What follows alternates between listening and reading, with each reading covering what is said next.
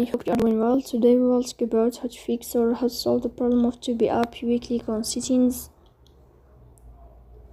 In this page, you will click on apps, default apps, app settings. In this list here, you will search about the application of Tubi and you will enter.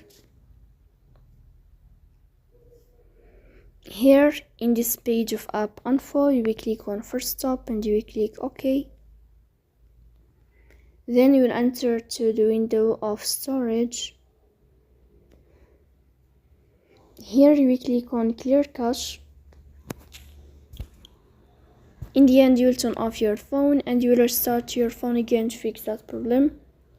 So that's all. Don't forget to support us by like and subscribe. See you next time and thank you for your watching and your attention.